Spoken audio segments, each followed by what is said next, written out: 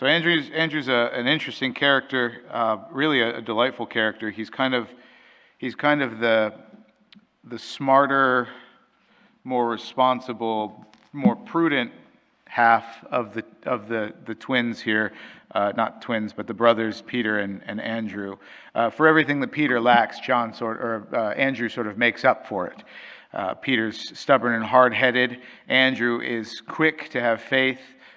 Peter is violent and sees the whole world as a nail because he's just a hammer, and Andrew is much more subtle in his ability to address problems. Most interestingly, and perhaps most importantly for us, Andrew is the one who always brings people to see Jesus or to introduce people to one another, particularly and most importantly to Jesus. Remember, it was Andrew who brought Simon for the first time to see Jesus. Andrew is a disciple of John the Baptist at the beginning. So he's a good man already. He's already following a prophet, still doing his job, but he goes on Wednesday evenings and Sundays to listen to John the Baptist preach, right? And so he's a disciple of John the Baptist. And when John the Baptist sees Jesus and says, "Behold behold the Lamb of God," Andrew goes and follows Jesus, right? And starts to listen to Jesus. And so then he's like, holy cow, John was right. This is the Messiah. So he goes and gets Simon Peter and says, "Brother, I've found the Messiah." And Peter goes and listens to Jesus. So this scene that we get here in the gospel, this is a while later, right? Both Andrew and Peter, probably also James and John, know who Jesus is, and they've got a relationship with him. This isn't some random stranger walking up and saying, "Hey, come follow me," and they leave their nets and their father, right? This is a known quantity. They've already started to believe in him. Now he calls them. And what they've come to recognize about Jesus is enough for them to give up everything in order for them to go and do what he's asking them to do. Right? What he's asking them to do ultimately is to become fishers of men. Now, not everyone is called to be a fisher of men, despite what pop pastoral theology will say that anything said in the scriptures applies to everybody equally. That's not true. Right? Not everyone's called to be a fisher of men. Who's called to be a fisher of men? His apostles, and those called to succeed the apostles, namely our bishops, and the pastors of the churches that the bishops appoint to care for their people, right? Their priests specifically, are fishers of men. In the same way that you wouldn't consider all the Christian faithful to be shepherds, but only those who pasture the sheep to be shepherds, so also not all are called to be fishers of men, in the same sense. Now, having said that, are we all called to be priests? Yes. We're baptized priest, prophet, and king, exactly.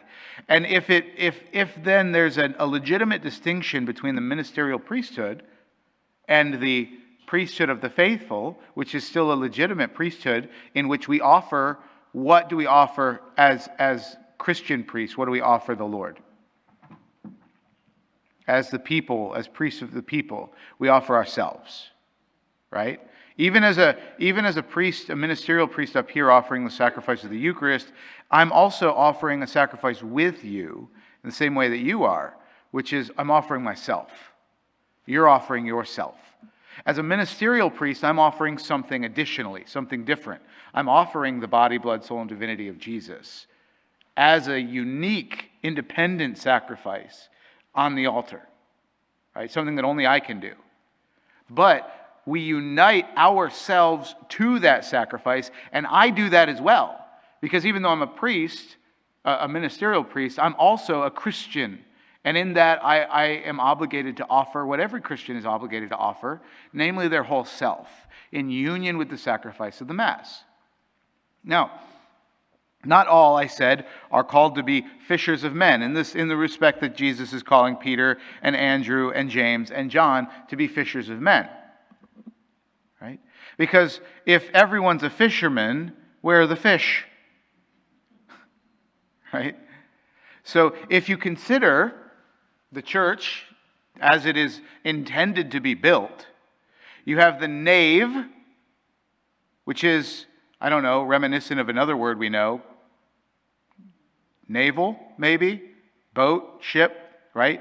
So the body of the church here is, not here, the body of the church there is the boat.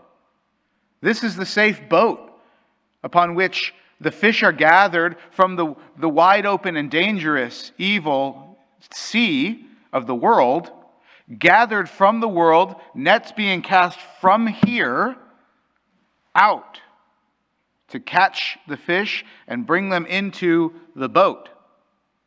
So that sailing in the boat, we all make it to the safe harbor of heaven, the sanctuary. Does that make sense? Sure. Somebody is it shore? Is that shore like whatever you say, Father? Or is like, yo, good. Okay, good. Okay, great. So, but that doesn't mean though that there's no responsibility for fishing among the lay faithful. In the same sense that the lay faithful are all called to be priests, so also the whole lay faithful are called to be prophet, to cast their own net, so to speak, to bring people not into the boat, but alongside the boat. What actually brings us into the boat? What is the act of hauling the net into the boat with the fish in it? Baptism. You guys are so awesome. Baptism. Baptism is bringing that fish into the boat. Right? Now, who, though, is responsible? Okay, so who's responsible for bringing the net into the boat? The priests, right? The ministerial priests. Me, Bishop Gregory John, Father Tim, are responsible for hauling all of y'all selves into the boat, right? It's a lot of work. Y'all are heavy. And the nets are near bursting, which is a beautiful thing for this parish. This parish, the nets are near bursting, and we want to keep hauling fish in. But maybe we can consider this. Who's responsible for bringing the fish alongside the boat to be caught? Y'all, right? You go into the deep places of the world. You go into the shallow, murky, reed-infested areas where little Nemo lives, right? I mean, that's the whole point of the faithful living in the world. Not to just live in the world. Your life, y'all, is not your own. You're meant to be a leaven in the world, which means the whole reason you exist in the world is to bring, to use the leaven analogy again, is to bring nobility and edifying quality to everything you encounter, right? To raise everything up. That's your job. Your job is to be better than everybody else.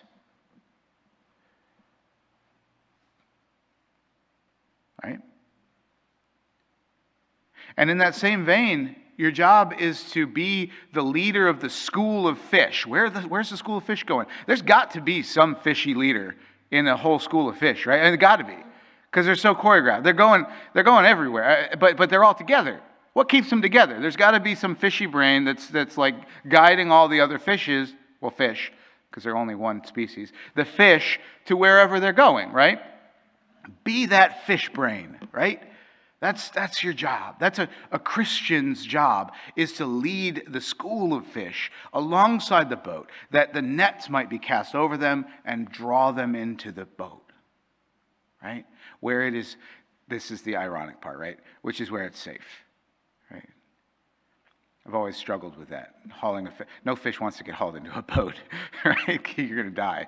But, I mean, ultimately, that's what happens with Christianity, too, right? We're hauled into the boat of the cross. We die, right?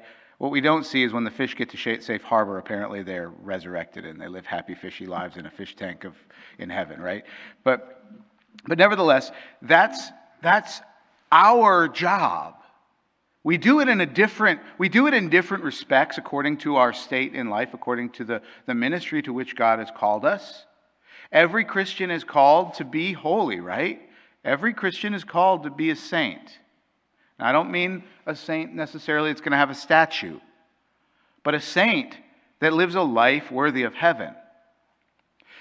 Worthiness of heaven is only in a very small way related to the way you live your private life. Being a saint worthy of heaven is way more about how many people you bring to the boat. The salvation of another's soul, because of your contribution, is way more valuable than the fact that you have lived in a bubble and haven't sinned. Right?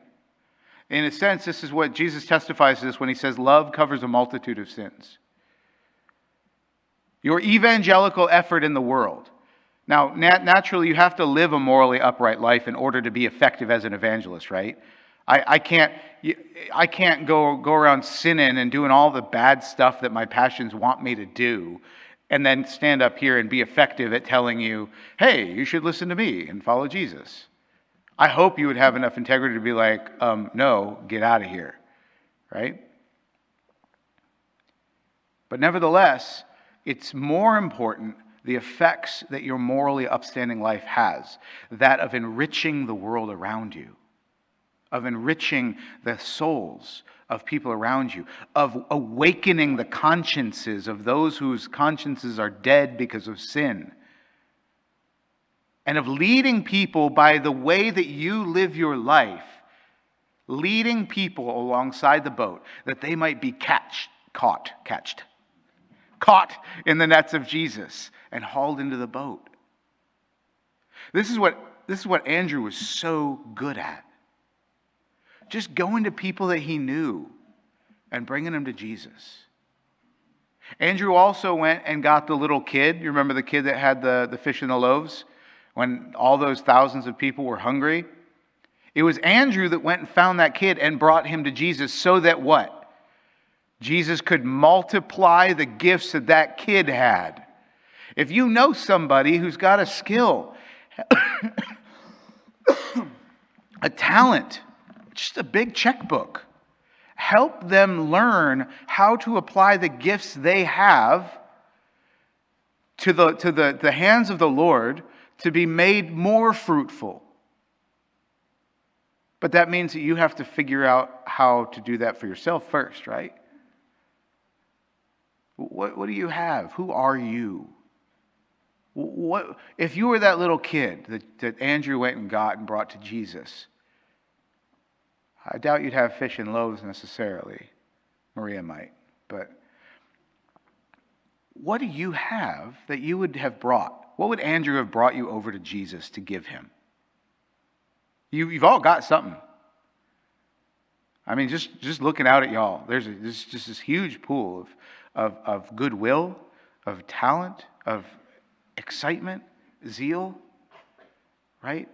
And God only knows how many other skills. Some of you are carpenters. Look at what I don't know if he wants to remain anonymous, so I won't say his name. Look what our friend did for the St. Michael statue, right? Building that pillar. That's a skill that he has. And he applied it to enrich this parish. Now, I'm not saying give to the parish. Your job, more importantly, is to give to the world, to bring others to the parish, the boat, right? But if Andrew was to come and get you and bring you to Jesus, what is it that Andrew would be taking you to Jesus to have multiplied, right? To be used. And then, are you going to go and get the next person and bring them to Jesus? Andrew is all about bringing people to Jesus, right? That's the model that we can live in our own life. I think also it was Andrew who brought the pagans to see Jesus. You remember on his way to Jerusalem, this is when Jesus actually decided it was time to go to Jerusalem and fight and win. Andrew came up to Jesus and said, "There are some Greeks over there who wish to see you."